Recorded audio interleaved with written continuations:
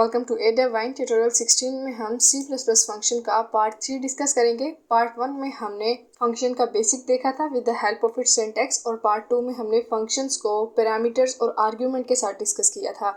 Part 3 में हम देखेंगे कर्सिव फंक्शन और फिर फंक्शन प्रोटोटाइप्स को डिस्कस करेंगे। हम वन बाय वन पहले इनको समझते हैं और फिर विजुअल स्टूडियो कोड पर इनका प्रैक्टिकल करते हैं। रिकरियन क्या होती है, हम फंक्शन में रिकरियंस को पढ़ेंगे जो कि एक मोस्ट इंपॉर्टेंट और एडवांस्ड फीचर्स है C++ में। फंक्शन कॉलिंग इटसेल्फ, रिकरियन ये होती है कि फंक्शन खुद को खुद ही कॉल करता है, यानी फंक्शन खुद का नाम खुद ही के अंदर डिक्लेयर कर लेता है और वो खुद को कॉल करता रहता है। Must have a base condition, इससे मुराद है कि कोई ना कोई कंडीशन होनी चाहिए ताकि हमारे पास प्रोग्राम रुक जाए। फॉर एग्जाम्पल, अगर मैं कंडीशन देती हूँ कि अगर हमारे पास ये प्रोग्राम 0 के इक्वल आ जाता है तो स्टॉप हो जाना चाहिए, लेकिन अगर मैं बेस्ड कंडीशन को इग्नोर कर देती हूँ तो हमारे पास प्रोग्राम इनफिनाइट लूप तक चलता रहता है और हमारे पास प्रोग्राम या कंपाइलर क्रैश भी हो सकता है।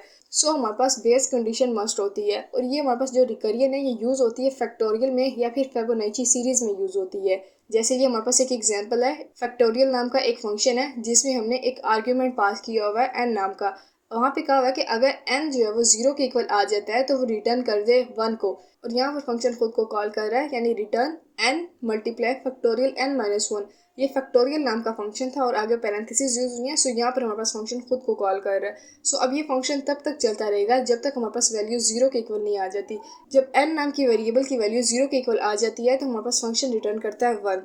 जैसे फॉर एग्जांपल यहाँ पर हम एक फैक्टोरियल बनाते हैं, उसके लिए सबसे पहले हमें एक इंटीजर और यहाँ पे नाम दे देते हैं अपने फंक्शन को फैक्टोरियल, और यहाँ पर हम पैरामीटर पास करते हैं इंटीजर n नाम का, क्योंकि सिर्फ एक वैल्यू हम पास करते हैं फैक्टोरियल में, फिर वो हमारे पास प्रीवियसली जितनी भी वैल्यूज होती हैं उनसे मल्टीप्लाई करवा के आंसर दे देते हैं। यहाँ पर सबसे पहले हम एक बेस कंडीशन डाल देते हैं कि अगर इफ़ n नाम का जो वेरिएबल है वो 0 के इक्वल आ जाता है तो कंपाइलर रिटर्न करेगा 1, ठीक है। और दूसरा हम यहाँ पे अपना रिटर्न करवा देते हैं n नाम के वेरिएबल में जो भी वैल्यू होगी वो मल्टीप्लाई होगी फैक्टोरियल। अब यहाँ पे हम अपने फंक्शन को कॉल कर रहे हैं और n-1 यहाँ पे डाल दिया। ये आपने याद रखना है कि ये एक बेस कंडीशन है और यहाँ पर फंक्शन खुद को कॉल कर रहा है जिसे हम कहते हैं रिकरियन। और यहाँ पर अब हम अपने फंक्शन को कॉल करते हैं cout, फंक्शन का नाम हमारे पास फैक्टोरियल था, आर्ग्यूमेंट पास करते हैं 5। अब सबसे पहले हम देख लेते हैं कि ये फैक्टोरियल काम किस तरीके से करता है, यानी फैक्टोरियल होता क्या है।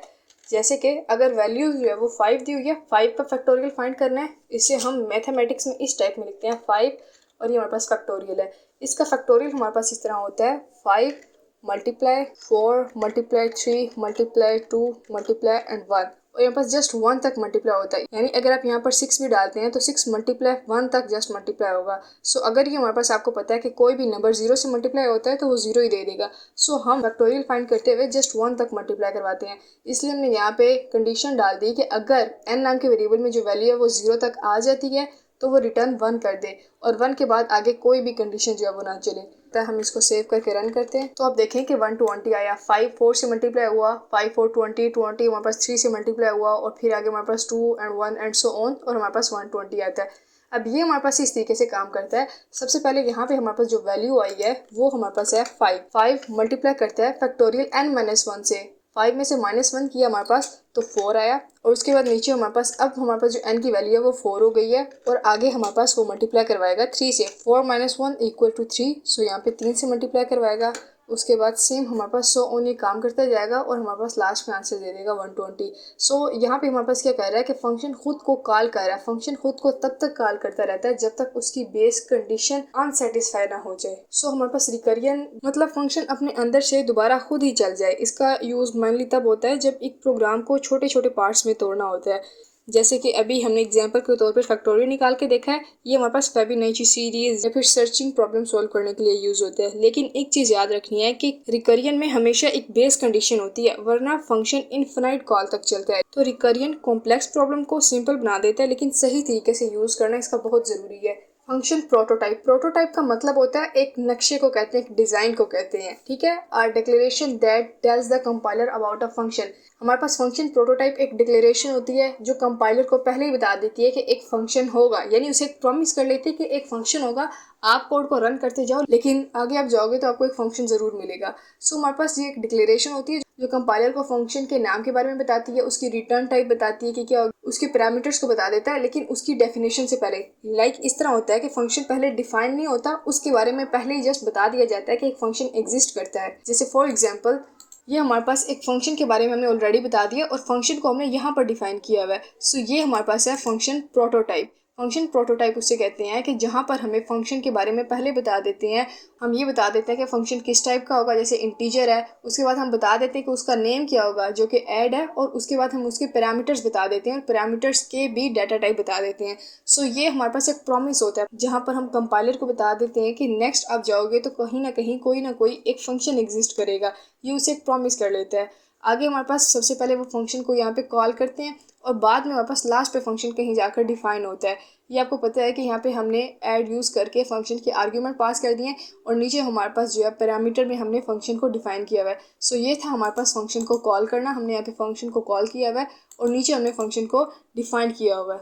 तो सबसे पहले हम फंक्शन को डिफाइन करते हैं अपने मेन फंक्शन के बाहर। यहाँ पर एक हम फंक्शन बना लेते हैं इंट ऐड, और यहाँ पर दो पैरामीटर पास करते हैं, इंट ए इंट बी नाम के दो वेरिएबल्स होंगे, और यहाँ पर हम उनको रिटर्न करवा देते हैं कि ए नाम के वेरिएबल को आपने जमा करना है बी नाम के वेरिएबल में। अब ये हमारे पास हमने फंक्शन को डिफाइन कर दिया है। अब इसको हम कॉल करते हैं अपने मेन फंक्शन में। यहाँ पे सी आउट में हम दो आर्ग्यूमेंट पास करते हैं कि ऐड नाम का वेरिएबल है और उसमें जो दो आर्ग्यूमेंट्स होंगे 2 और 3 हमारे पास होंगे। अब ये था हमारे पास एक सिंपल फंक्शन, लेकिन अगर आप इसको इसी तरीके से कॉल करते हो तो ये आपको एरर देगा। जैसे कि इसने यहाँ पर एरर दिया और उसने क्या कहा कि add was not declared in this scope, कि ऐड नाम का फंक्शन आपने पहले डिक्लेयर किया ही नहीं हुआ।